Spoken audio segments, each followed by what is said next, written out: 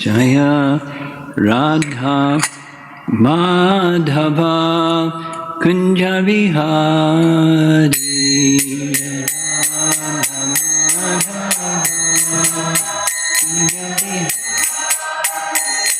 Jaya Radha Madhava Kunja Vihari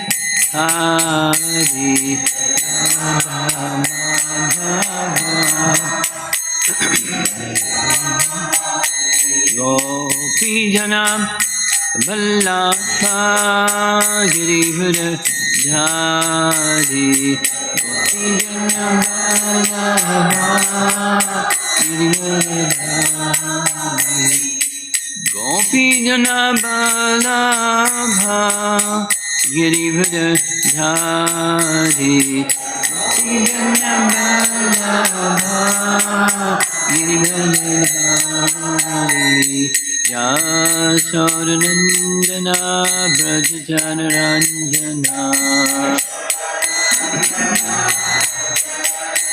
Yashodanandana Brajjanaranjana Yamuna Tirabhanam Chadi Yamuna Tirabhanam Chadi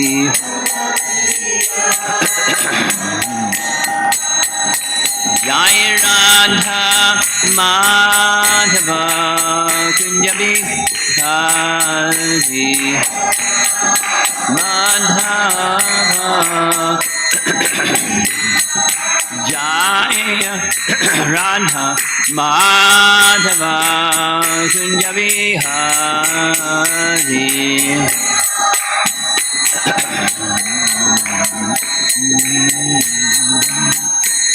Gopi Janam Vallabha Girivara Dhari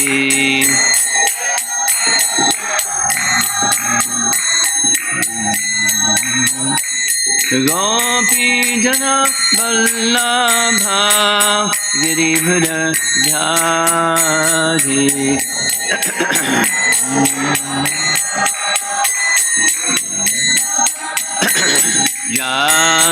Yashodanandana Brajjanaranjana Yashodanandana Brajjanaranjana Yamuna Tirabhanam Chari Yamuna Tirabhanam Chari Jaya Radha Madhava Kunja Vihari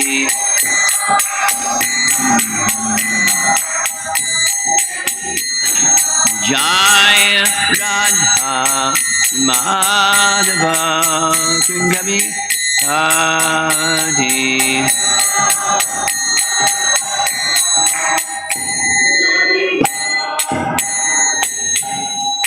Jayo Vishnupad Paramahamsa Parividaksharasha Astatara Sattasi Srimad His Divine Grace A.C. Bhaktivedanta Swami Shri Prabhupada Ki Ananta Koti Vaishnavrinda Ki Gaura Premanandi.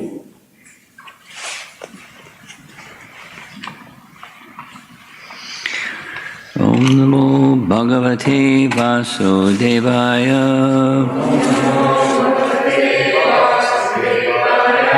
Om Namo Bhagavate Vasudevaya.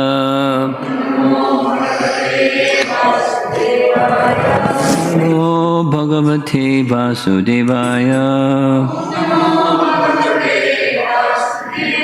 Naram Chaiva Narottamam.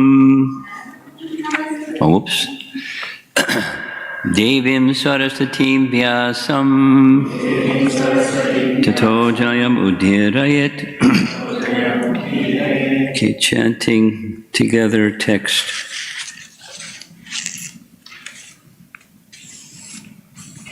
Which text? 12? Yes? Yes. Okay. Very short purport. Maybe we'll do 2. Maitreya Uvacha Priyaya Priyam Anvichan Kardamo Yogam Astitaha Vimanam Kamagam Kshatas Taryeva Virachikarat Maitreya Uvacha Priyaya Priyam Anvichan Karamo Yogam Astitaha Vimanam Kamagam Kshatas Taryeva Virachikarat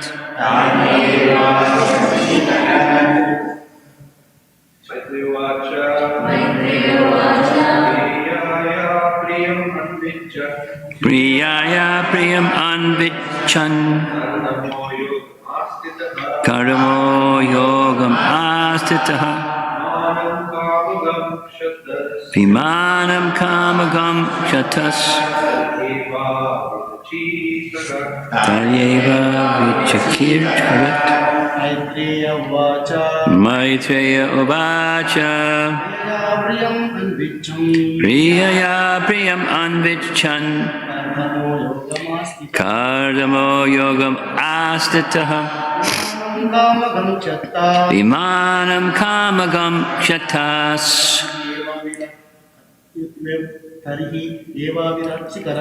Taryeva Vichakircharat Premanand Maitreya Uvacha Priyaya Priyam Anvichan Kardamo Yogam Astitaha Vimanam Kamagam Kshatas Taryeva Vichakircharat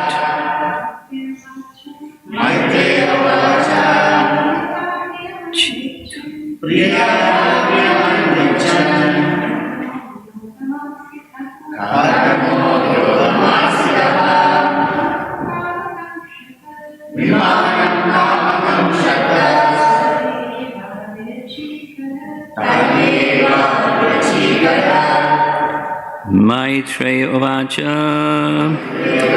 The great sage Maitreya said, Priyaya, of his beloved wife, Priyam, the pleasure, Anvichan, seeking, Kardamaha, the sage Kardama, Yogam, yogic power, Astitaha, exercised, Vimanam, an airplane, Kamagam, moving at will, Kshataha, oh Vidura, Tarhi, instantly, Eva, quite,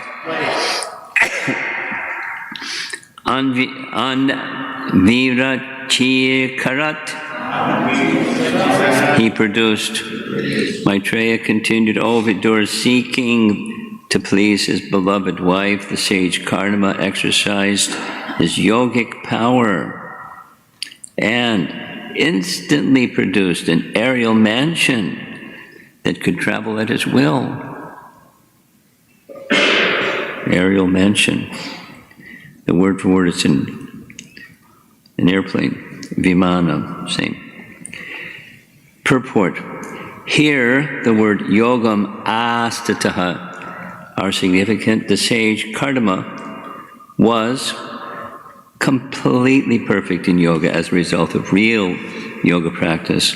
There are 8 kinds of perfection. The yogi can become smaller than the smallest, greater than the greatest, or lighter than the lightest. He can achieve anything he likes. He can create even a planet. He could establish influence over anyone, etc. In this way, yogic perfection is achieved, and after this, one can achieve the perfection of spiritual life. Thus, it was not very wonderful for Karma Muni to create a mansion in the air, according to his desire, to fulfill the desire of his beloved wife. He at once created the palace, which is described in the following verses. And we'll read a description of the palace, maybe several verses, because they're really short purports.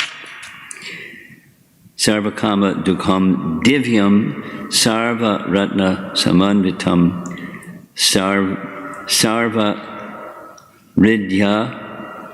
ridyu parichodharkam mani stambhayar upaskritam. Adorned. It was a wonderful structure bedecked with all sorts of jewels, adorned with pillars of precious stones, and capable of yielding whatever one desired.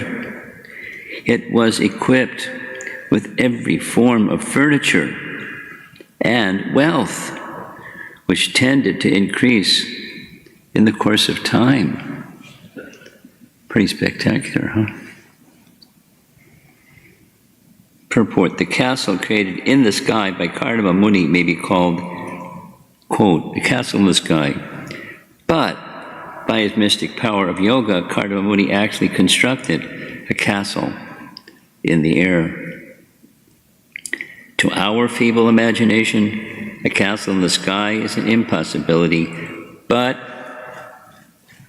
if we scrutinizingly consider the matter, we can understand that it is not impossible at all. If the Supreme Personality God can create so many planets carrying millions of castles in the air, a perfect yogi like Karma Muni can easily construct one castle in the air. The castle is described as Sarvakama Dugham, yielding whatever one desired. It was full of jewels. Even the pillars were made of pearls and valuable stones. These valuable jewels and stones were not subject to deterioration, but were everlastingly and increasingly opulent. We sometimes hear of castles, thus bedecked on the surface of this earth also. The castles constructed by Lord Krishna for his 16,108 wives were so bedecked with jewels that there was no need of lamplight during the night. Continuing, I'll just read the translation. The castle was fully equipped with all necessary paraphernalia, and it was pleasing in all seasons. It was decorated all around with flags, festoons, and artistic work of variegated colors. It was further embellished with wreaths of charming flowers that attracted sweetly humming bees, and with tapestries of linen, silk, and various other fabrics. The palace looked charming, with beds, couches, fans, and seats all separately arranged in 7 stories. Wow.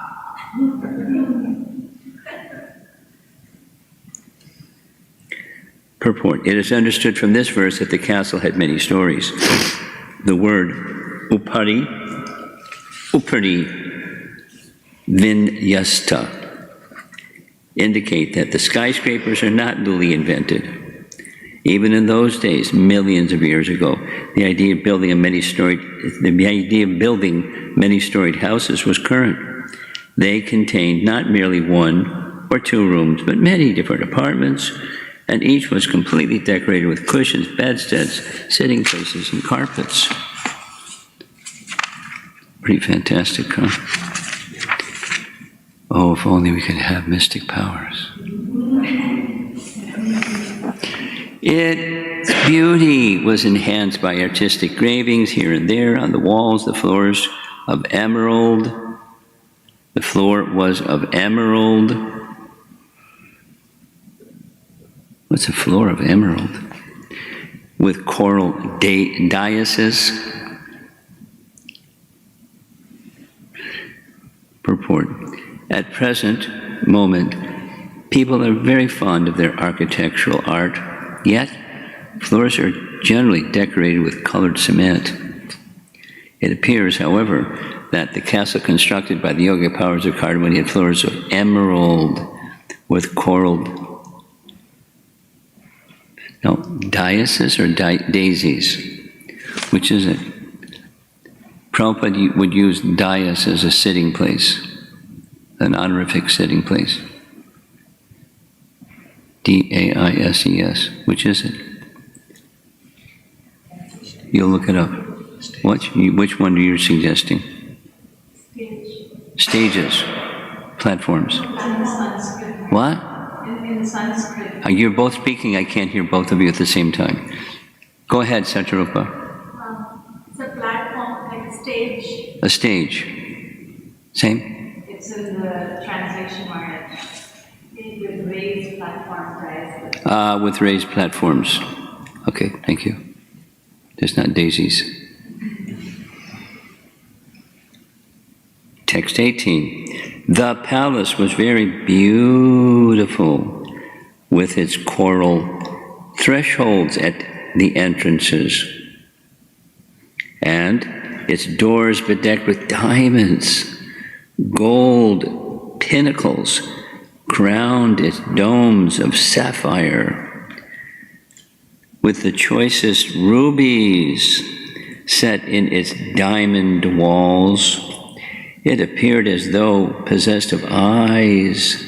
It was furnished with wonderful canopies and greatly valuable gates of gold.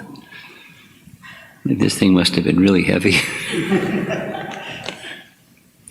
Artistic jewelry and decorations giving the appearance of eyes are not imaginary. Even in recent times, the Mughal emperors constructed their palaces with decorations of jeweled birds with eyes made of valuable stones. The stones have been taken away by the authorities, but the decorations are still present in some of the castles constructed by the Mughal emperors in New Delhi. The royal palaces were built with jewels and rare stones resembling eyes, and thus at night they would give off reflective light without need of lamps. More verses without purports. Here and there in that palace were multitudes of live swans. So we not only can create a structure, but living entities. Swans and pigeons, as well as artificial swans and pigeons, so lifelike that the real swans rose above them again and again, thinking them live birds like themselves. Thus the palace vibrated with the sounds of these birds. The castle had pleasure grounds, resting chambers, bedrooms, and inner and outer yards designed with an eye to comfort. All this caused astonishment to the sage himself. I would think so. Purport. Cardamone, being a saintly person, was living in a humble hermitage. But when he saw the palace constructed by his yogic powers, which was full of resting rooms, rooms for sex enjoyment, inner and outer yards, he himself was astonished. That is the way of a God-gifted person. A devotee like Cardamone exhibited such opulence by his yogic power at the request of his wife. But when the opulence was produced, he himself could not understand how such manifestations could be possible. When a yogi's power is exhibited, the yogi himself is sometimes astonished.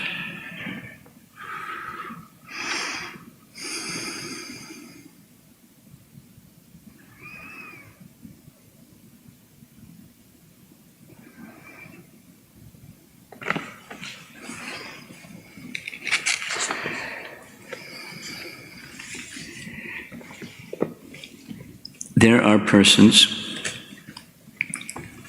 or there in the past were persons, who were fascinated with the possibility of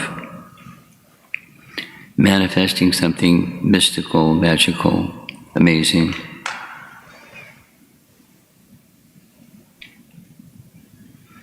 Sometimes people that are a little naive about spiritual life, as they ask or they want to see something magical, mystical.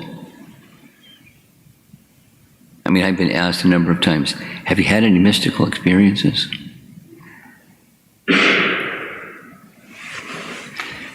Mystical experience is becoming a devotee. It's like, that's the master of all mystics, of all mysticism, Krishna himself. Now, Kardamoni was a devotee of Vishnu. He's not purposefully trying to become a mystic and then gets endowed with mystic power and then does mystical things. That wasn't his interest.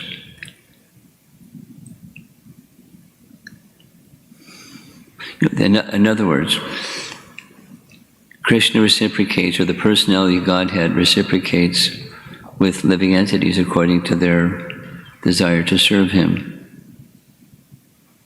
It's not like he's an order supplier, but he's a loving person, and he may, and often he does, reciprocate. For those, for example, for those who aspire for Brahman realization, he may bestow upon them Brahman realization, after they're making themselves qualified through purification, tapa, austerity, and cultivation of knowledge, etc. Brahman satya, understanding the truth of reality is Brahman. But their conception, in cases where their conception is limited to the light, and they wish to, so he may provide enlightenment or realization. And then they and their teachings correspond with that Brahman realization, same Paramatma realization, same Bhagavan realization. He's not obliged, but he may, and he often does, according to the purity of the recipient and the strength of the desire for that experience. And we know that that experience is of the same absolute nature. This one, that one, the other one. Brahma tattva tattvadas tattvam yas yanam advayam. The non-dual nature, if it's non-dual, then Brahman realization is an aspect of all three, and Paramatma realization is an aspect of all three, and Bhagavan realization encompasses all three. So they're all on the spiritual platform. He is on a spiritual platform. And Lord Vishnu came, and the statement, the advanced prediction or declaration, he would have a wife and he would have 9 daughters, 1 son, and so forth and so on. It's all ordained by the personality of Godhead. And so what he manifested was, in one sense, pretty awesome. Like, oh my God. But on the other sense, it's the fulfillment of his desire, which was to satisfy his wife, so that the purpose of Lord Brahma could be achieved. And Lord Vishnu can do anything. Say it negatively. There isn't something Lord Vishnu cannot do. Say it positively. Lord Vishnu can do anything. And one of those things he can do is empower his devotee to do mystical things.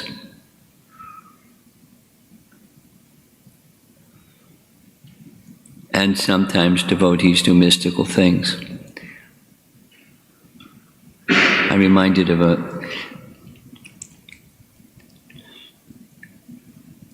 and one of the PowerPoint presentations that shows a picture of Prabhupada walking with his cane, and looks like England because he's all bundled up, and right behind him, or to his side and a little behind him, is Jamuna. You've seen that photograph? And Prabhupada was really strict. He didn't. One time, his sister came to see him, his sister, Pishima. And he loved his sister loved him. She came to see him in Mayapur. So when she came to see him, she actually made it up the stairs and so forth in Prabhupada's quarters. The servant made 23 skidoo. He was, letting Prabhupada be with his sister so they could have their confidential discussion. And Prabhupada stopped him. He said, "Where are you going?" "Well, I thought you wanted to have..." No, he would follow strictly the principle not to be alone in a room with a woman, even one's mother, sister, or daughter.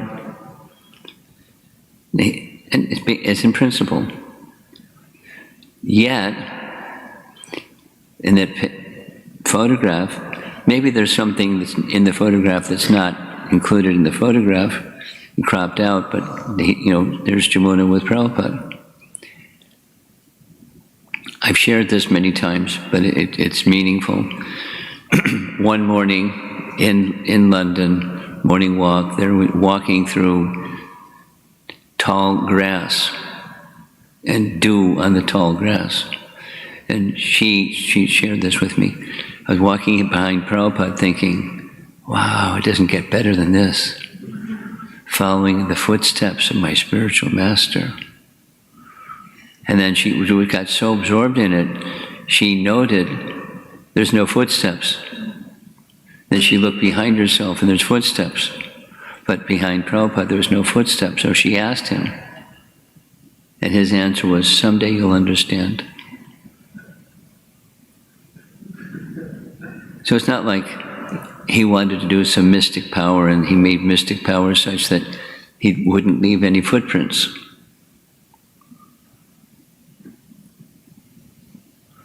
No, that someday you'll understand. I don't know what she understood someday, but a pure devotee, Prabhupada, and so many other things. They're a nice example. I can't remember the detail, but they were installing some deity somewhere. And somebody can find this, we can circulate the reference. And then there was a canopy above, and the canopy started to fall. And these really strong men were like panicking, and Prabhupada held it up. Little, senior citizen Prabhupada held it up while they fixed the columns so the deity would be safe. Huh? Landanishwara. So he had the capacity to manifest powers that are not normal powers. And when he would do and when he wouldn't do, it's up to Krishna. Krishna would do things through him as needed, or it's for different whatever Krishna's reasons were. So back to Karma Muni. He was a yogi and a pure devotee simultaneously.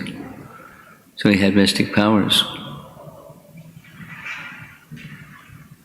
And to fulfill the purpose that Brahma wanted, he did what he did, and pretty amazing, like more than pretty amazing. It's like fantastic. So there's this expression, castle in the sky, or in Sanskrit, pushpa akash, flowers in the sky. There's no such thing. There's sky and there's flowers, where that flowers in the sky. So pushpa akash, or castle in the sky, means something fiction. Just somebody's, a child's imagination dreaming something. It's just a dream only, it's words only, it's not an actual manifestation, but this is an actual manifestation. In addition, it's a very nice part, with birds. How to do that? I mean, how to do any of it, but birds, and then those that look just like birds, but they're not birds. And those that were birds thought they were birds. They were faked out.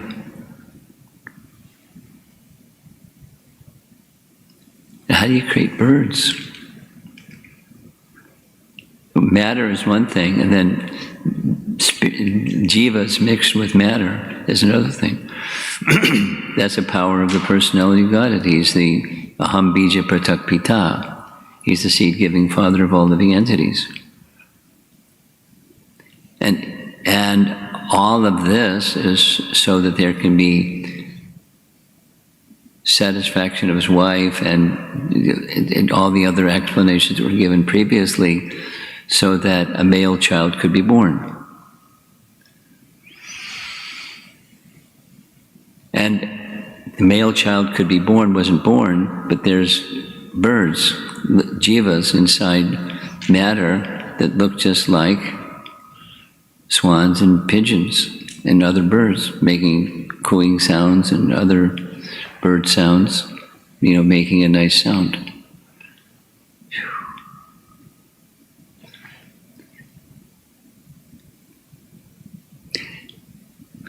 Lord Brahma was able to create or manifest living entities from his own body without the assistance of a wife, without the assistance of Saraswati, just manifest living entities. So, because how the first living entities come from the body of Lord Brahma, and then etc., etc., etc.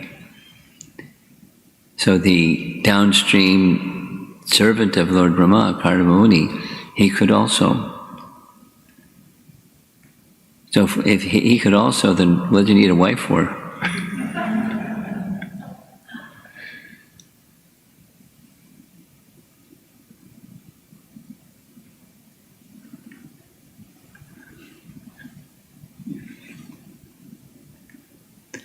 Set a standard, perform activities according to the codes of the Vedas. He can, a strict follower of the codes of the Vedas. So produced 9 daughters and 1 son by that method.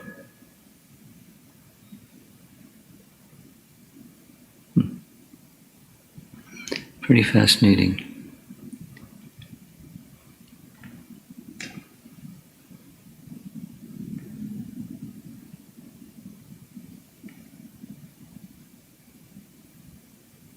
And worldly persons just dismiss it all. It's mythology.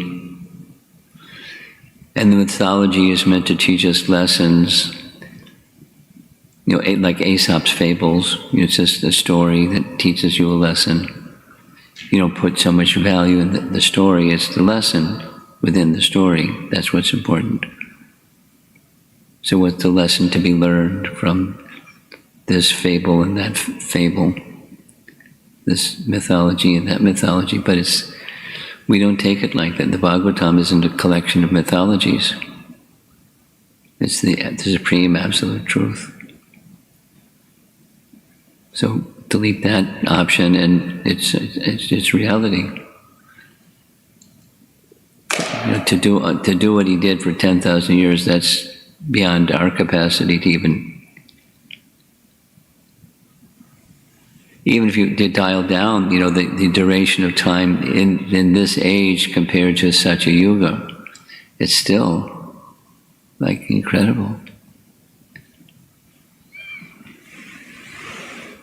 But powerful, and invested with power to do what he did. But in fact, one last point, in fact, anyone to do anything, where do they derive the power to do anything? Like, when the class is over, most of us will stand up and walk across the floor for the door. To do that, you need empowerment. Supposing the power is withdrawn, you won't be able to get up, you won't be able to walk. Locomotion is taken away. You're paralyzed. So the ability to do anything comes from Krishna. That was a big and an important factor in Arjuna conveying the message to Yudhisthira that Krishna departed, and describing his journey from Dwarka to Hastinapur and what happened in between.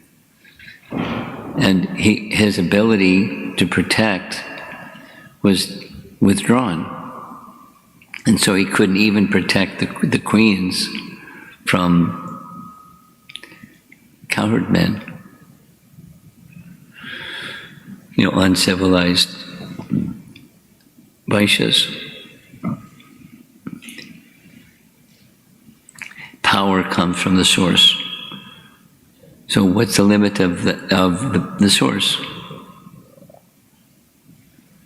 The limit is not from the side of the source, the limit is from the side of the receiver of that power. If Krishna withdraws the power, powerless. If the receiver is unqualified, it's not very powerful. Or zip, nothing. Anyway, it's a nice devotional understanding. The ability to do anything comes from the source of everything. That applies to all of us. We may try and try and try and try, and that's good. We should try and try. And if it doesn't happen, the will of the Supreme is behind it's not happening. And if it does happen, by the will of the Supreme, it happens. Understanding that, one continues to strive with devotion in whatever our field of activity is, and depend upon Krishna for the outcome.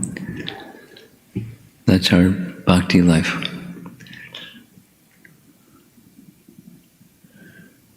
Karna was a great personality. Devhuti is a great personality. Having incarnation of the Supreme Lord as their son is an indication of their greatness. Let's see if there's some discussion.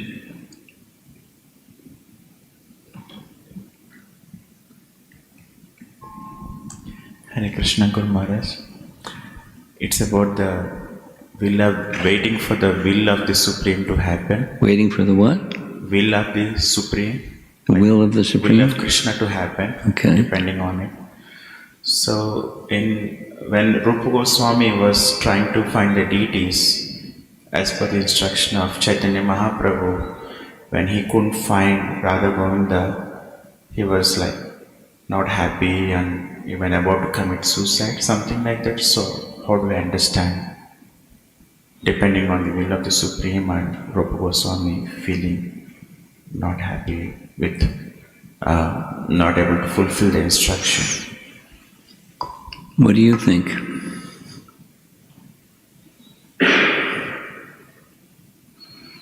Would you like to answer your own question?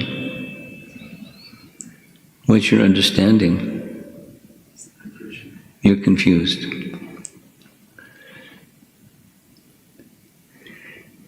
Are there other circumstances where a devotee tries and tries again and tries yet again, and the purpose, Krishna conscious purpose, or the will of the Supreme purpose, is not fulfilled, apparently?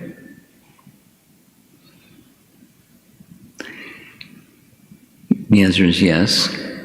And then there's a relationship between that living entity that has some service to the Supreme and the Supreme. And if depending upon the time, place, and circumstance, the feelings of that dependent devotee may be variegated. And so it has everything to do with rasa and primary and secondary rasas.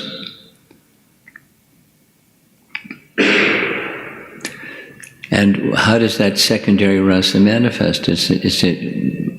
It moves, rasa moves according to the will of the Supreme. So that is to say, the reciprocation of Rupa Goswami or any devotee having some emotional experience or mental experience, in the mind and in the heart of their relationship with the Supreme.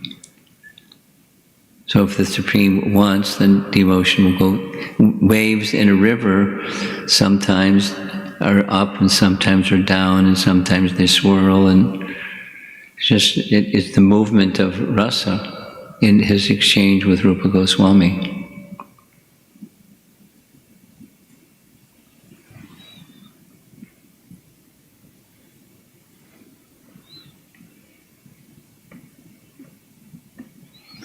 Anything else?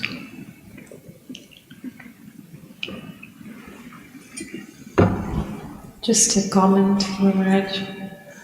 Devahuti and Kapila are completely unattached to, they accept this jaw-dropping opulence in Krishna's service and then just walk away from it without, because of the purity of the heart.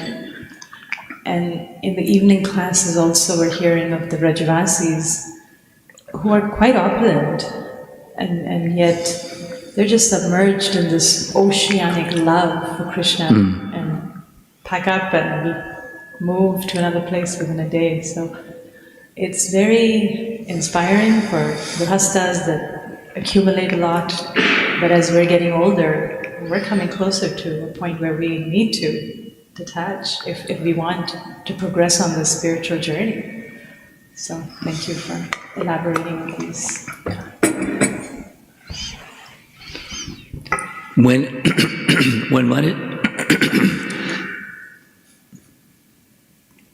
When one's heart's orientation towards Krishna is so strong,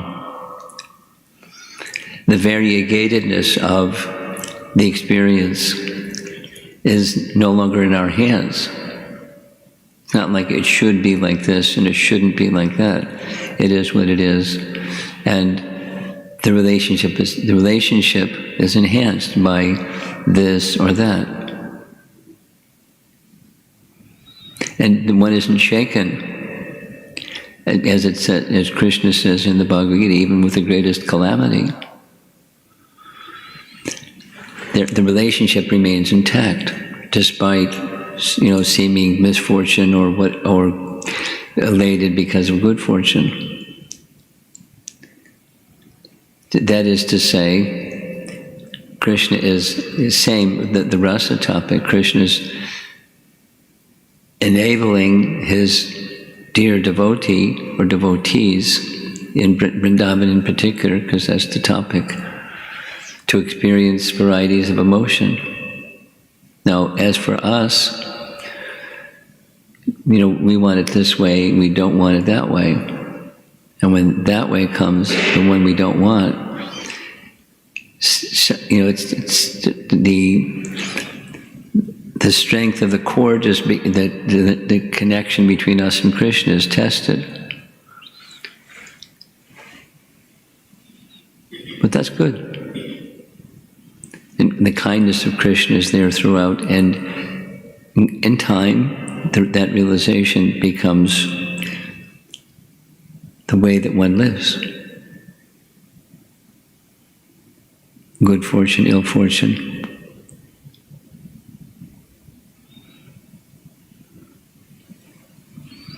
In the spiritual world, there's no good or bad. In the material world, it's all bad. Just heard Prabhupada say that this morning. He was in France.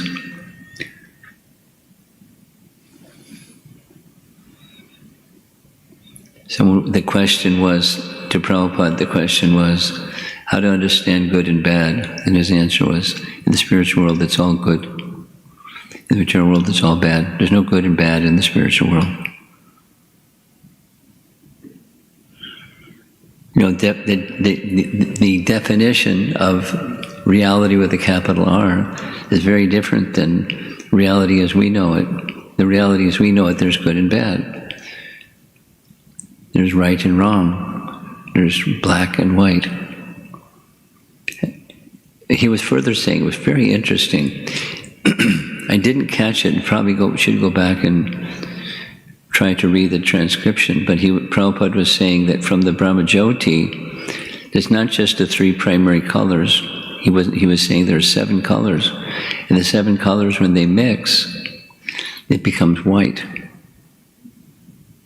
So the Brahmajyoti is clear. It's not this color or that color or the other color, but it's a mix of colors. And commonly, when there's a mix of colors, it becomes kind of a muddy dark.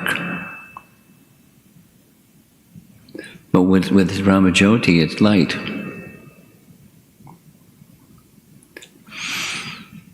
Interesting. So back to the Brijbasis, you know, they're beyond the Gyan position. They're in the pure bhakti position, and in that pure bhakti position, they're simply attached to Krishna, and their cognizance of who he is absent. It's covered completely by their intensity of love. Now they have feelings that, oh no, he's in the beak of Bakasura. Oh no.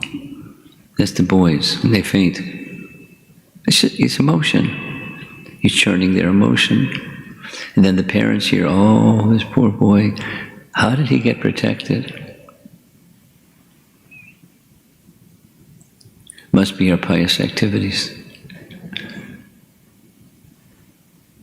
Let's do some more pious activities to protect our little boy. Okay, anything else? Srila Prabhupada ki